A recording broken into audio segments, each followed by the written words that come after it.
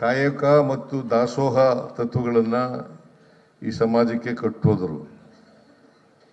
ನಮ್ಮ ಈ ಜಾತಿ ವ್ಯವಸ್ಥೆ ಇದೆಯಲ್ಲ, ಚಿತ್ರಋಣದ ವ್ಯವಸ್ಥೆ ಇದೆಯಲ್ಲ, ಇದನ್ನ ಮಾಡಿದವರು ಸ್ವಾರ್ಥಕ್ಕೋಸ್ಕರ ಮಾಡೋದು, ದೇವ್ರು ಮಾಡೋದಲ್ಲ.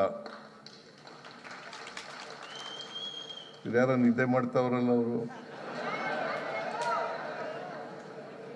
ಯಾಕ್ರಿ ನಿದ್ದೆ ಮಾಡ್ತೀರ? ರಾತ್ರಿ ನಿದ್ದೆ ಮಾಡಿರಲಿಲ್ವಾ?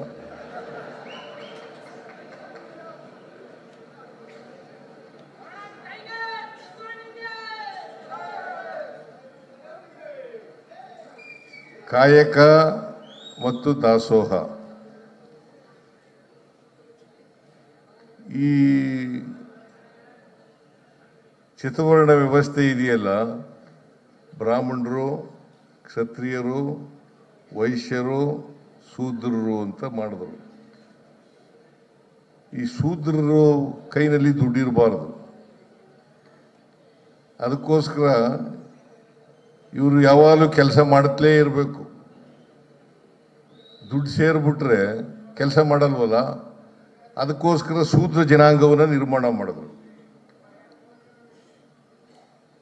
ನಾನು ಶೂದ್ರನೇ, ಬರೀ ನೀವು ಅಷ್ಟೇ ಶೂದ್ರರಲ್ಲ, ನಾನು ಶೂದ್ರನೇ. ಶೂದ್ರ ಜನಾಂಗ ಅಂತಂದ್ರೆ ಒಕ್ಕಲಿಗರು ಶೂದ್ರರೇ, ಲಿಂಗಾಯತರು ಶೂದ್ರರೇ, ನಾವೆಲ್ಲರೂ ಶೂದ್ರರೇ. ನಾವೆಲ್ಲರೂ ಕೂಡ ಅಕ್ಷರ ಸಂಸ್ಕೃತಿಯಿಂದ ವಂಚಿತರಾಗಿದ್ದವು. ಶೂದ್ರ ಜನಾಂಗ ಇತ್ತಲ್ಲ, ಇವರು 100ಕ್ಕೆ 80% ಜಾಸ್ತಿ ಇದ್ದಾರೆ. ಈ 100ಕ್ಕೆ 80% ಇದ್ದವರೆಲ್ಲ ಅಕ್ಷರ ಸಂಸ್ಕೃತಿಯಿಂದ ವಂಚಿತರಾಗಿದ್ದರು. ಆರ್ಥಿಕವಾಗಿ, ಸಾಮಾಜಿಕವಾಗಿ ಹಿಂದುಳಿದ್ರು.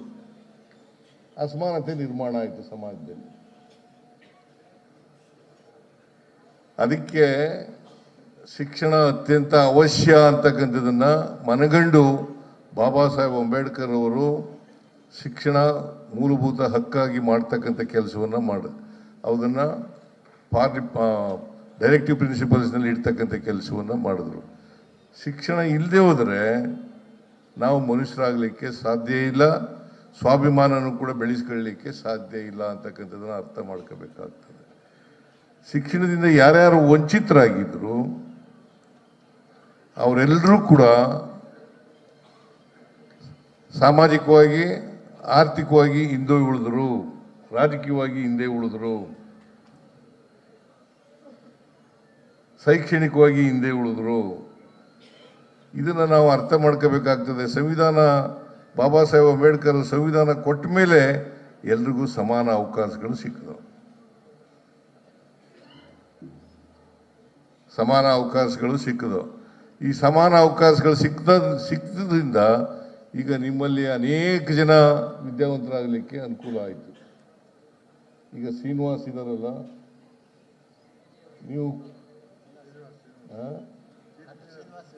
ಇವರು ಶ್ರೀನಿವಾಸ್, ನೀವು ಶ್ರೀನಿವಾಸ್ ಅಲ್ಲ, ನೀವು ಶ್ರೀನಿವಾಸ್, ನಮ್ಮ IAS ಆಫೀಸರು ಗಾಯತ್ರಿ, ಕೃಷ್ಣ ಪ್ರಸಾದ್ ಅವರು ಕೂಡ, ಇವರೆಲ್ಲ ಸ್ವಾತಂತ್ರ್ಯ ಬಂದ ಮೇಲೆ ವಿದ್ಯಾವಂತರಾಗಿರೋದು ಅಲ್ವೇನ್ರಿ?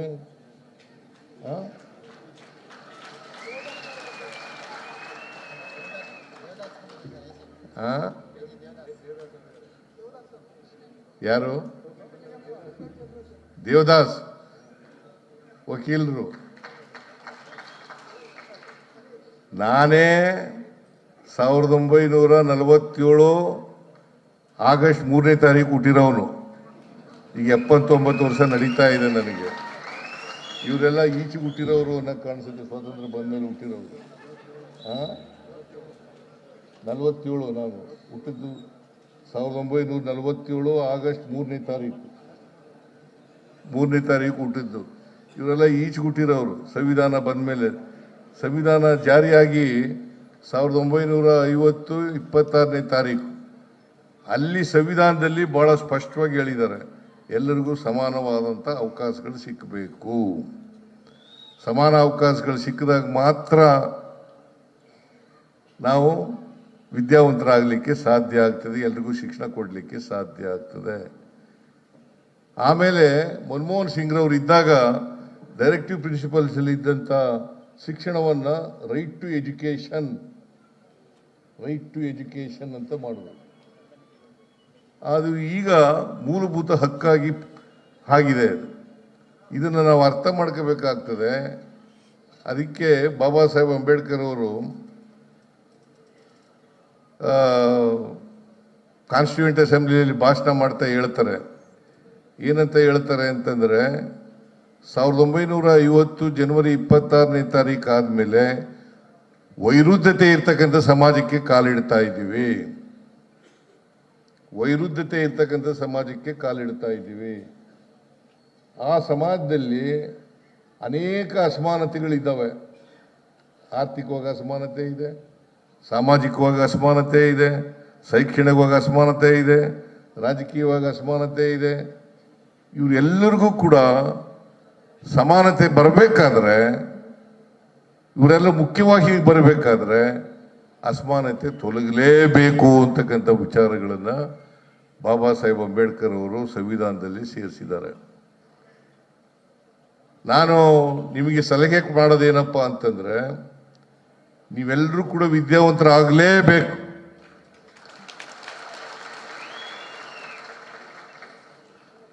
ಅಪ್ಪ ಹಾಕದ ಆಲ್ದ ಮರ ಅಂತೇಳಿ ನಾವು ಮಡಿಕೆನೇ ಮಾಡ್ತೀವಿ ಅಂತ ಉಳ್ಕೊಳ್ಳೋಕೆ ಹೋಗ್ಬೇಡಿ. ಮಡಿಕೆನೂ ಮಾಡಿ, ಅದ್ರ ಜೊತೆಗೆ ವಿದ್ಯಾವಂತರಾಗ್ತಕ್ಕಂಥ ಕೆಲಸವನ್ನು ಕೂಡ ಮಾಡಲೇಬೇಕು ಅಂತಕ್ಕಂಥ ಸಲಹೆಯನ್ನು ಕೊಡಲಿಕ್ಕೆ ಬಯಸ್ತಾ ಇದ್ದೆ. ನಮಗೆ ರಾಜಕೀಯ ಸ್ವಾತಂತ್ರ್ಯ 1947ರಲ್ಲಿ ಬಂತು. ರಾಜಕೀಯ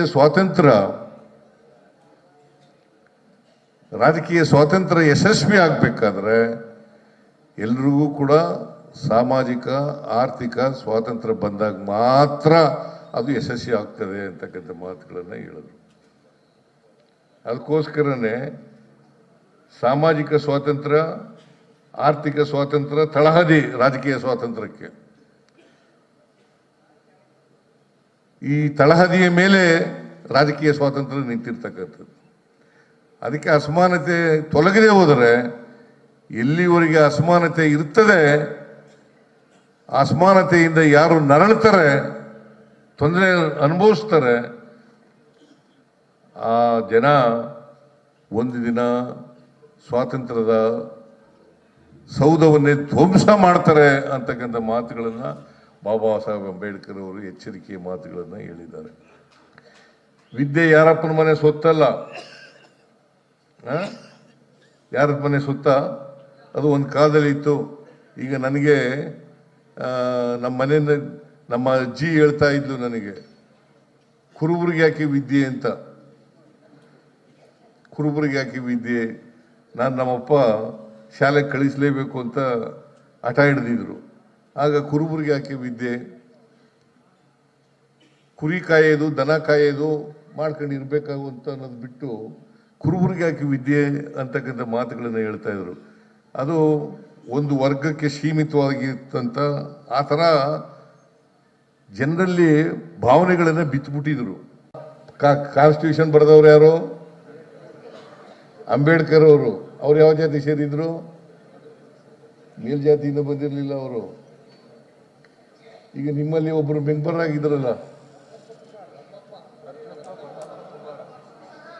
ರತ್ನಪ್ಪ ಧರ್ಮಪ್ಪ ಕುಂಬಾರ, ಅವರು ಕಾನ್ಸ್ಟಿಟ್ಯೂಷನ್ ಅಸೆಂಬ್ಲಿ ಆಮೇಲೆ ರಚನಾ ಸಭೆ ಮೆಂಬರ್ ಆಗಿದ್ರು. ಅವ್ರು ಯಾವ ಜಾತಿಯವರು? ಕುಂಬಾರರು. ನೋಡಿ, ಎದೆ ತಟ್ಕೊಂಡು ಹೇಳಬೇಕು.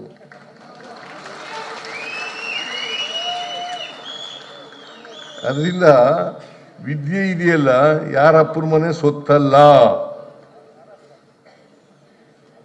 ಅದು ಒಂದು ಕಾಲ ಹಿಂಗೆ ಹೇಳಿ ಹೇಳಿ ಹೇಳಿ ಹೇಳಿ ಹೇಳಿ ಜನರ ದಾರಿ ತಪ್ಪಿಸಿ ಮಾಡಿದ್ರು. ಈಗ ನೋಡಿ, ಒಂದು ವೇಳೆ ನಾನು ಲಾಯರ್ ಆಗಿರಲಿಲ್ಲ ಅಂತ ಇಟ್ಕೊಳ್ಳೋಣ, ಚೀಫ್ ಮಿನಿಸ್ಟರ್ ಆಗಕ್ಕೆ ಸಾಧ್ಯ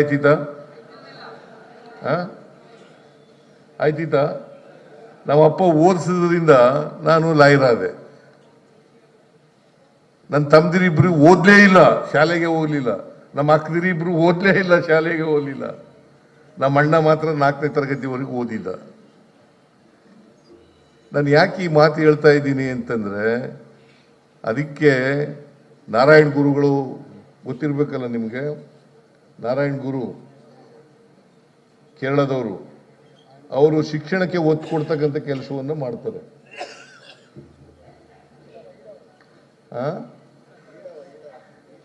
ಈಡಿಗ ಈಳವ ಜಾತಿ ಸೇರಿದವರು, ಅವರು ಒಂದೇ ಧರ್ಮ, ಒಂದೇ ಜಾತಿ, ಒಂದೇ ದೇವರು ಅಂತ ಪ್ರತಿಪಾದನೆ ಮಾಡ್ತಾರೆ. ಯಾವ ದೇವಸ್ಥಾನಕ್ಕೆ ಸೇರಿಸ್ಬಿಡ್ತಿರ್ಲಿಲ್ಲ. ಅವರು ಅಸ್ಪೃಶ್ಯರಾಗಿದ್ರು ಕೇರಳದಲ್ಲಿ. ಈಳವ ಜಾತಿಯವರು ಅಸ್ಪೃಶ್ಯರಾಗಿದ್ರು. ಅವ್ರನ್ನ ದೇವಸ್ಥಾನದೊಳಗಡೆ ಸೇರಿಸ್ಬಿಡ್ತಿರ್ಲಿಲ್ಲ. ಅದಕ್ಕೆ ನಾರಾಯಣ ಗುರುಗಳು ಏನು ಹೇಳಿದ್ರು ಅಂತಂದ್ರೆ, ನೀವು ಯಾವ ದೇವಸ್ಥಾನದಲ್ಲಿ ನೀವು ಒಳಗಡೆ ಬಿಡಲ್ಲ, ಆ ದೇವಸ್ಥಾನಕ್ಕೆ ಹೋಗಲೇಬೇಡಿ, ನಿಮ್ದೇ ದೇವಸ್ಥಾನ ಮಾಡ್ಕೊಳ್ಳಿ, ನೀವೇ ಪೂಜಾರಿಗಳಾಗಿ. ಅಲ್ವ, ಬಹಳ ಸುಲಭ ಅಲ್ಲ? ನೋಡಿ ಎಂತ ಇದನ್ನ ಉಪಾಯ ಹುಡುಕಿ ಕೊಟ್ಟಿದ್ದಾರೆ ನಮಗೆ. ನೀವೇ ದೇವಸ್ಥಾನ ಮಾಡ್ಕೊಳ್ಳಿ, ನಿಮ್ಮ ದೇವಸ್ಥಾನ. ಯಾವ ದೇವಸ್ಥಾನದಲ್ಲಿ ನಿಮಗೆ ಪ್ರವೇಶ ಇಲ್ಲ ಆ ದೇವಸ್ಥಾನಗಳಿಗೆ ಹೋಗಲೇಬೇಡಿ, ನಿಮ್ಮದೇ ದೇವಸ್ಥಾನ ಮಾಡ್ಕೊಳ್ಳಿ, ನೀವೇ ಪೂಜೆ ಮಾಡಿ. ಇದನ್ನು ಮಾಡಿದವರು ಯಾರು? ನಾರಾಯಣ ಗುರು. ಇಡೀ ಕೇರಳದಲ್ಲಿ ಮತ್ತೆ ಕೋಸ್ಟಲ್ ಏರಿಯಾ ಕರ್ನಾಟಕದಲ್ಲಿ, ಉತ್ತರ ಕನ್ನಡ ಜಿಲ್ಲೆಯವರೆಗೆ, ದಕ್ಷಿಣ ಕನ್ನಡ ಜಿಲ್ಲೆ, ಉಡುಪಿ, ಇಲ್ಲೆಲ್ಲ ಮಾಡಿದ್ರು ಅಂತಕ್ಕಂಥದ್ದನ್ನು ನಾವು ಇವತ್ತು ಮರೀಲಿಕ್ಕೆ ಸಾಧ್ಯ ಇಲ್ಲ. ಅದಕ್ಕೆ ಶಿಕ್ಷಣವೇ ನಿಮಗೆ ಸ್ವಾತಂತ್ರ್ಯ ತಂದುಕೊಡ್ತಕ್ಕಂಥ ಕೆಲಸ. ಸ್ವಾತಂತ್ರ್ಯ ಯಶಸ್ವಿ ಆಗಬೇಕಾದ್ರೆ ಶಿಕ್ಷಣ ಬಹಳ ಮುಖ್ಯ ಅಂತಕ್ಕಂಥದ್ದನ್ನು ಅರ್ಥ ಮಾಡ್ಕೋಬೇಕಾಗ್ತದೆ. ಶ್ರೀನಿವಾಸ್ ಅವರು ಕೆಲವು ಬೇಡಿಕೆಗಳನ್ನು ನಮ್ಮ ಮುಂದೆ ಇಟ್ಟಿದ್ದಾರೆ. ಆ ಬೇಡಿಕೆಗಳಿಗೆಲ್ಲ ಸ್ಪಂದಿಸ್ತಕ್ಕಂಥ ಕೆಲಸವನ್ನು ಮಾಡೋಣ. ಈಗ ಇವರು BDAನವರು ಸೈಟ್ ಕೊಟ್ಟಿದ್ದಾರೆ, ಅದಕ್ಕೆ ದುಡ್ಡು ಕೊಡಬೇಕು, ಅನುದಾನ ಕೊಡಬೇಕು ಅಂತ ಹೇಳಿದ್ದೀರಿ. ಅದಕ್ಕೆ ಅನುದಾನ ಕೊಡೋಣ.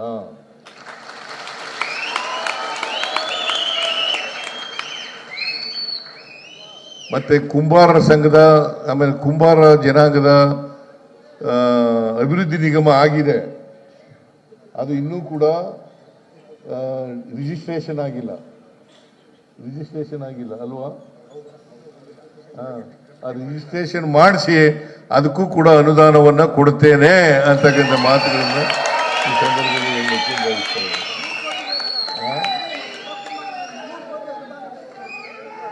ಎಷ್ಟ ಕೊಡ್ತೀನಿ ಬಿಡಪ್ಪ, ನೀನು ಕೊಡ, ಬೇರೆಯವ್ರಿಗೆಲ್ಲ ಕೊಡ. ಸರ್ವಜ್ಞ ಇದಾರಲ್ಲ,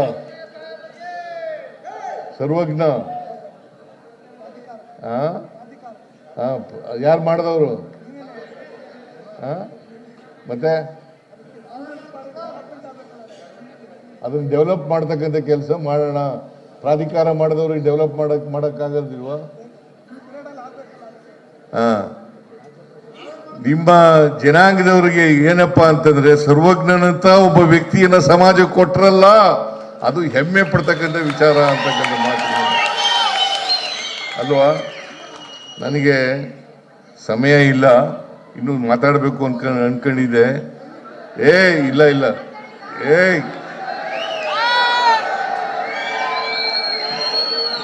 3 ಗಂಟೆಗೇನೆ ಏರ್ಪೋರ್ಟ್ನಲ್ಲಿ ಇರಬೇಕು. ನಮ್ಮ ವೇಣುಗೋಪಾಲ್ ಅಂತ ಜನರಲ್ ಸೆಕ್ರೆಟರಿ ಇದಾರಲ್ಲ, ಅವರು ಕೇರಳದಿಂದ ಇಲ್ಲಿ ಬರ್ತಾ ಇದ್ದಾರೆ. ಇಲ್ಲಿಂದ ಏರ್ಪೋರ್ಟಿಂದ ಹೋಗ್ತಾರೆ ಏರೋಪ್ಲೇನ್ನಲ್ಲಿ. ಅದಕ್ಕೋಸ್ಕರ ಅವ್ರನ್ನ ಭೇಟಿ ಮಾಡೋಕ್ಕೋಸ್ಕರ ಹೋಗ್ಬೇಕು.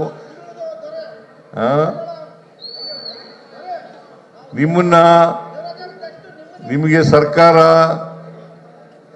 ಎಲ್ಲ ರೀತಿಯ ಸಹಾಯವನ್ನ, ಸಹಕಾರವನ್ನ ಕೊಡುತ್ತದೆ ಅಂತಕ್ಕಂಥ ಮಾತುಗಳನ್ನ ಹೇಳಲಿಕ್ಕೆ ಬಯಸ್ತಾ ಇದ್ದೀನಿ. ಅತ್ಯಂತ ಹಿಂದುಳಿದ ಮತ್ತು ಕಡಿಮೆ ಜನಸಂಖ್ಯೆ ಇರ್ತಕ್ಕಂಥ ಒಂದು ಸಮುದಾಯ. ಅವರು ಇತಿಹಾಸವನ್ನು ನೋಡಿದ್ರೆ ಬಹಳ ಮೂಲ ಪುರುಷರು ಅಂತಕ್ಕಂಥದ್ದನ್ನ ಮರೀಲಿಕ್ಕೆ ಸಾಧ್ಯ ಆಗಲ್ಲ.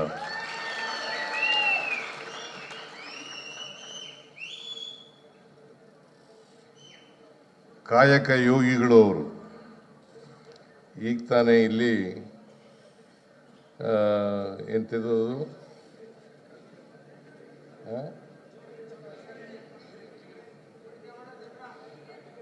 ಚಕ್ರ, ಮಡಿಕೆ ಮಾಡತಕ್ಕಂಥ ಚಕ್ರ,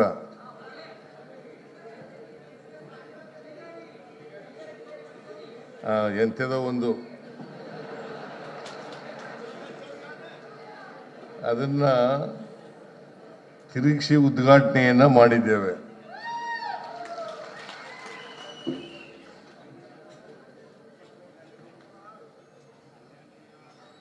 ಅದು ಒಂದು ಕಲೆ ಕೂಡ.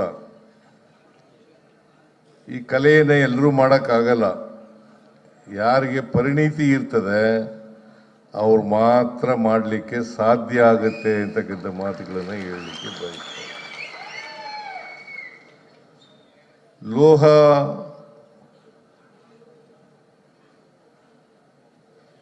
ಪಾತ್ರೆಗಳು ಮತ್ತು ಇತರ ಸಾಮಾನುಗಳು ತಯಾರಾಗೋದಕ್ಕಿಂತ ಮುಂಚಿತವಾಗಿ ನಾವೆಲ್ಲ ಸಣ್ಣ ಹುಡುಗರಾಗಿದ್ದಾಗ ಮಡಿಕೆನೇ ಇದ್ದದು.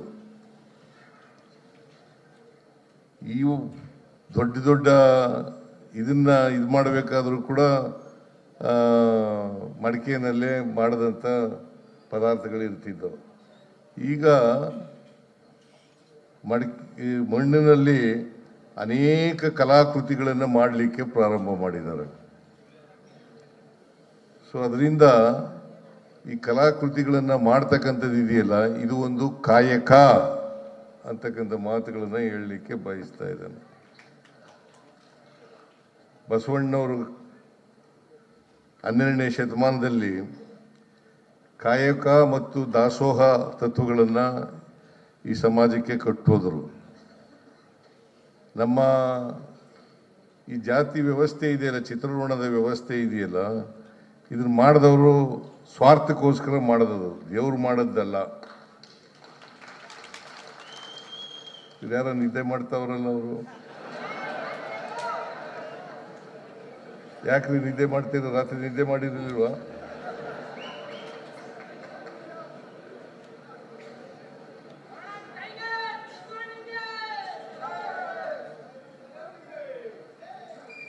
ಕಾಯಕ ಮತ್ತು ದಾಸೋಹ, ಈ ಚತುರ್ವರ್ಣ ವ್ಯವಸ್ಥೆ ಇದೆಯಲ್ಲ, ಬ್ರಾಹ್ಮಣರು, ಕ್ಷತ್ರಿಯರು, ವೈಶ್ಯರು, ಶೂದ್ರರು ಅಂತ ಮಾಡಿದ್ರು. ಈ ಶೂದ್ರರು ಕೈನಲ್ಲಿ ದುಡ್ಡಿರಬಾರ್ದು, ಅದಕ್ಕೋಸ್ಕರ ಇವರು ಯಾವಾಗಲೂ ಕೆಲಸ ಮಾಡುತ್ತಲೇ ಇರಬೇಕು. ದುಡ್ಡು ಸೇರಿಬಿಟ್ರೆ ಕೆಲಸ ಮಾಡಲ್ವಲ್ಲ, ಅದಕ್ಕೋಸ್ಕರ ಶೂದ್ರ ಜನಾಂಗವನ್ನು ನಿರ್ಮಾಣ ಮಾಡಿದ್ರು. ನಾನು ಶೂದ್ರನೇ, ಬರೀ ನೀವು ಅಷ್ಟೇ ಶೂದ್ರರಲ್ಲ, ನಾನು ಶೂದ್ರನೇ. ಶೂದ್ರ ಜನಾಂಗ ಅಂತಂದ್ರೆ ಒಕ್ಕಲಿಗರು ಶೂದ್ರರೇ, ಲಿಂಗಾಯತರು ಶೂದ್ರರೇ, ನಾವೆಲ್ಲರೂ ಶೂದ್ರರೇ. ನಾವೆಲ್ಲರೂ ಕೂಡ ಅಕ್ಷರ ಸಂಸ್ಕೃತಿಯಿಂದ ವಂಚಿತರಾಗಿದ್ದವು. ಶೂದ್ರ ಜನಾಂಗ ಇತ್ತಲ್ಲ, ಇವರು 100ಕ್ಕೆ 80%ಗಿಂತ ಜಾಸ್ತಿ ಇದ್ದಾರೆ. ಈ 100ಕ್ಕೆ 80%ಗಿಂತ ಇದ್ದವರೆಲ್ಲ ಅಕ್ಷರ ಸಂಸ್ಕೃತಿಯಿಂದ ವಂಚಿತರಾಗಿದ್ದರು. ಆರ್ಥಿಕವಾಗಿ, ಸಾಮಾಜಿಕವಾಗಿ ಹಿಂದುಳಿದ್ರು. ಅಸಮಾನತೆ ನಿರ್ಮಾಣ ಆಯಿತು ಸಮಾಜದಲ್ಲಿ. ಅದಕ್ಕೆ ಶಿಕ್ಷಣ ಅತ್ಯಂತ ಅವಶ್ಯ ಅಂತಕ್ಕಂಥದ್ದನ್ನು ಮನಗಂಡು ಬಾಬಾ ಸಾಹೇಬ್ ಅಂಬೇಡ್ಕರ್ ಅವರು ಶಿಕ್ಷಣ ಮೂಲಭೂತ ಹಕ್ಕಾಗಿ ಮಾಡ್ತಕ್ಕಂಥ ಕೆಲಸವನ್ನು ಅದನ್ನು ಡೈರೆಕ್ಟಿವ್ ಪ್ರಿನ್ಸಿಪಲ್ಸ್ನಲ್ಲಿ ಇಡ್ತಕ್ಕಂಥ ಕೆಲಸವನ್ನು ಮಾಡಿದ್ರು. ಶಿಕ್ಷಣ ಇಲ್ಲದೆ ಹೋದರೆ ನಾವು ಮನುಷ್ಯರಾಗಲಿಕ್ಕೆ ಸಾಧ್ಯ ಇಲ್ಲ, ಸ್ವಾಭಿಮಾನನೂ ಕೂಡ ಬೆಳೆಸ್ಕೊಳ್ಳಲಿಕ್ಕೆ ಸಾಧ್ಯ ಇಲ್ಲ ಅಂತಕ್ಕಂಥದ್ದನ್ನು ಅರ್ಥ ಮಾಡ್ಕೋಬೇಕಾಗ್ತದೆ. ಶಿಕ್ಷಣದಿಂದ ಯಾರ್ಯಾರು ವಂಚಿತರಾಗಿದ್ರು ಅವರೆಲ್ಲರೂ ಕೂಡ ಸಾಮಾಜಿಕವಾಗಿ, ಆರ್ಥಿಕವಾಗಿ ಹಿಂದೆ ಉಳಿದ್ರು, ರಾಜಕೀಯವಾಗಿ ಹಿಂದೆ ಉಳಿದ್ರು, ಶೈಕ್ಷಣಿಕವಾಗಿ ಹಿಂದೆ ಉಳಿದ್ರು. ಇದನ್ನು ನಾವು ಅರ್ಥ ಮಾಡ್ಕೋಬೇಕಾಗ್ತದೆ. ಸಂವಿಧಾನ, ಬಾಬಾ ಸಾಹೇಬ್ ಅಂಬೇಡ್ಕರ್ ಸಂವಿಧಾನ ಕೊಟ್ಟ ಮೇಲೆ ಎಲ್ರಿಗೂ ಸಮಾನ ಅವಕಾಶಗಳು ಸಿಕ್ಕಿದವು. ಸಮಾನ ಅವಕಾಶಗಳು ಸಿಕ್ಕಿದವು. ಈ ಸಮಾನ ಅವಕಾಶಗಳು ಸಿಕ್ಕಿದ್ರಿಂದ ಈಗ ನಿಮ್ಮಲ್ಲಿ ಅನೇಕ ಜನ ವಿದ್ಯಾವಂತರಾಗಲಿಕ್ಕೆ ಅನುಕೂಲ ಆಯಿತು. ಈಗ ಶ್ರೀನಿವಾಸ್ ಇದಾರಲ್ಲ, ನೀವು ಇವರು ಶ್ರೀನಿವಾಸ್, ನೀವು ಶ್ರೀನಿವಾಸ